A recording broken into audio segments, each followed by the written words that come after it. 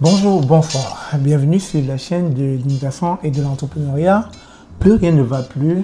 Québec, une nouvelle fois, vient de faire une sortie où dans son arrêté ministériel, il viendrait à réduire les quotas pour les personnes qui feraient des demandes d'un seul pays, d'un seul et même pays.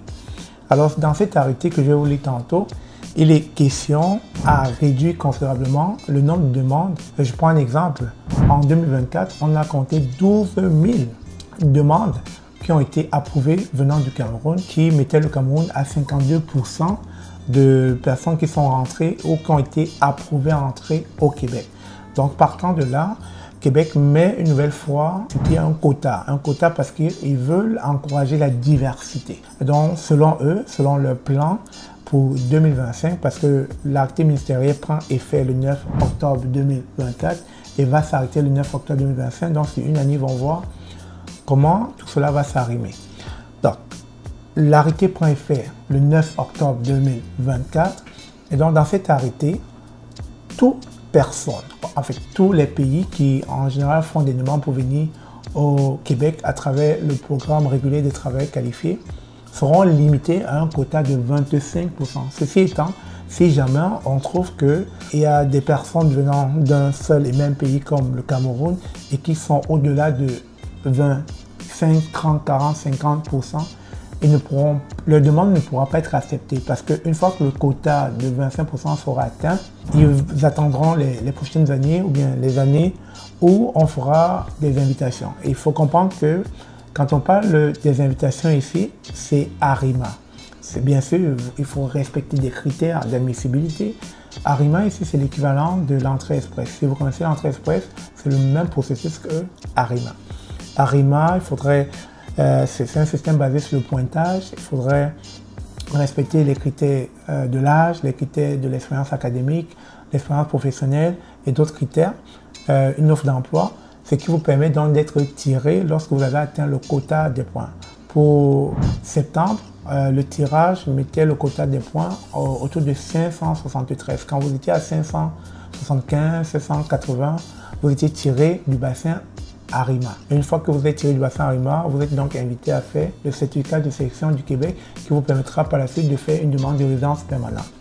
Donc, on s'est rendu compte que les Camerounais, une fois de plus, étaient champions à recevoir des demandes dans ce programme régulier des travailleurs qualifiés. Il était en nombre croissant et comme vous pouvez le constater, en 2024, on comptait 12 000 ressortissants camerounais qui ont été invités à présenter une demande de résidence permanente dans le cadre du PRTQ. Donc, à cause de ça, parce que Québec veut marquer la diversité sur son territoire, ne veut pas juste avoir un seul pays dominant, comme vous avez pu voir en 2023, on a vu que derrière la France, le Cameroun se positionnait en deuxième position, comme étant le pays qui arrive en masse, qui arrive de manière exponentielle au Québec, qui est très fortement représenté quand on parle des quotas d'immigration, pas du Cameroun. Donc, partant de là, une fois de plus, je ne sais pas si le Québec s'est dit on ne va pas privilégier un seul pays, on va essayer de donner la chance à tout le monde d'immigrer, donc on va fixer des quotas. Donc, une fois que le 25% est atteint, ça s'arrête pour ce pays et on va regarder au suivant. Donc, est-ce que c'est une bonne nouvelle pour le Cameroun? Non, du tout pas, c'est pas une bonne nouvelle pour le Cameroun. Ça vient, une fois de plus, à désavantager le Cameroun parce qu'en termes de cerveau, vous le savez, les Camerounais, ce sont des personnes studieuses, ce sont des personnes intelligentes, des personnes qui aiment, comme on dit chez nous, des longs crayons, des personnes qui vont à l'école à l'infini, qui ne s'arrêtent pas d'étudier, etc., qui aiment ça, aller chercher la connaissance. Et donc, c'est peut-être la raison pour laquelle, à travers le programme qui est Journée Québec, on allait chercher cette manne immigrante du côté du Cameroun. Donc aujourd'hui, c'est arrêté et c'est très désavantageux pour le Cameroun. Alors comme je disais, les Camerounais ne pourront plus présenter de demandes de résidence permanente en aussi grand nombre dans la prochaine année. Québec a limité mercredi le nombre de demandes qui peut provenir d'un seul pays après avoir constaté une diminution de diversité de provenance. Dans l'un des deux programmes d'immigration que vous connaissez, le programme régulier des travailleurs qualifiés.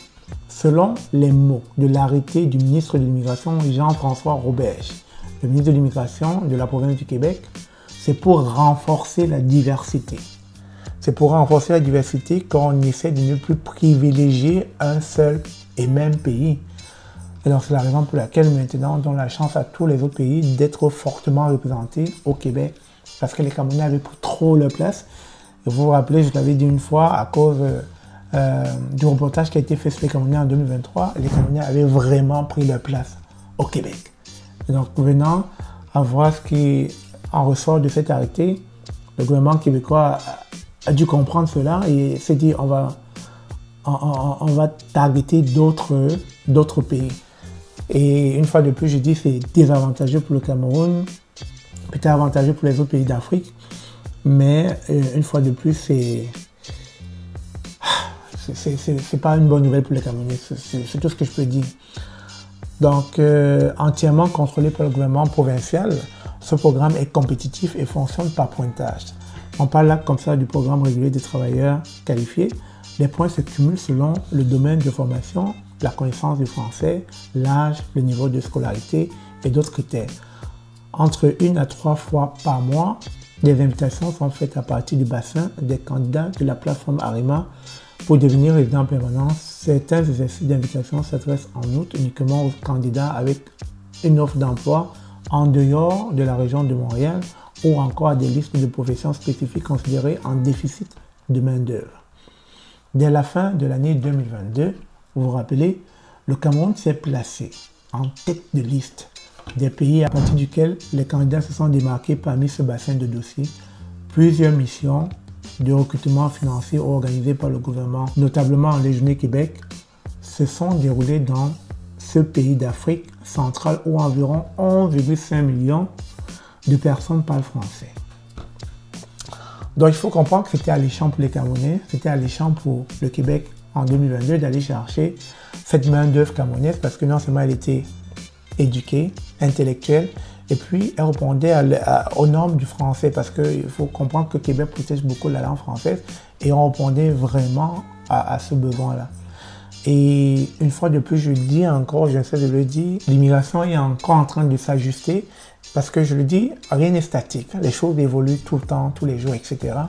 Et l'immigration qui s'est faite il y a 5 ans, il y a 10 ans, n'est plus la même immigration aujourd'hui. Mon immigration n'est plus celle d'aujourd'hui. Et ce que le Québec a compris, il s'ajuste. Que ce soit Québec ou Ottawa, il s'ajuste. Et c'est la raison pour laquelle, dans les prochaines années, ça va encore changer. C'est pourquoi je dis aux gens, à chaque fois, quand vous avez l'opportunité d'immigrer, ne mettez pas à demain. Parce que vous ne savez pas ce qui vous attend demain. Parce que là, maintenant, vous voyez, les Camerounais de 2022 qui sont rentrés en masse, en 2024 ne rentreront plus. Et cet arrêté tient compte sur une durée d'une année. Donc pendant une année, vous voyez, on a figé les Camerounais à 25%. Pourtant, il y a 2 ans, il y a 1 an, en 2022-2023, ils pouvaient aller au-delà de 25%. Donc, les gars, il faut comprendre qu'ils vont tout le temps s'ajuster. Ils vont tout le temps s'ajuster par rapport à ce qu'ils voient sur les réseaux sociaux, par rapport à leurs statistiques, à leurs chiffres, par rapport à leurs besoins. Donc là, ils se sont rendus compte qu'à Québec, il y a trop de Camerounais. Il faut qu'on change la donne. Il faut qu'on invite d'autres pays francophones. Le Niger, le Tchad, la République centrafricaine, le Gabon, le Bénin, le Congo, etc. Il faut diversifier. D'où il pas laisser renforcer la diversité. Bah, en tout cas, c'est la raison qui donne. Mais une nouvelle fois, je tiens à dire, c'est triste pour le Cameroun. C'est désavantageux pour le Cameroun. On espère qu'après une année, les choses vont changer. Mais comme je sais, je le dis, soyez prêts. Parce que depuis un bon bout là, le gouvernement du Québec vient avec des réformes à ne point en finir. Ça ne fait que tomber tous les jours, encore et encore. Donc, je voulais vous partager ça. Et bonne chance pour les autres pays d'Afrique. Et dommage pour les Camerounais parce que le quota vient de descendre à 25%. Je vous remercie encore d'avoir suivi cette vidéo.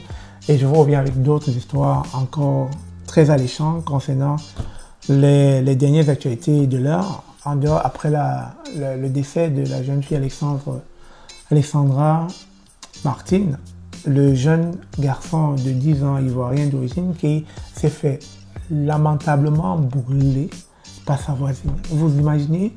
C'est-à-dire, c'est ahurissant, c'est inconcevable. Au XXIe siècle, quelqu'un attend un enfant avec l'eau bouillante pour verser sur son compte. Vous vous imaginez? On va en parler sur cette chaîne. On va en parler, c'est pas normal. C'est pas normal du tout. Sur ce, merci encore. Je vous reviens très bientôt avec d'autres vidéos sur l'actualité canadienne et québécoise. À très bientôt. Je vous aime.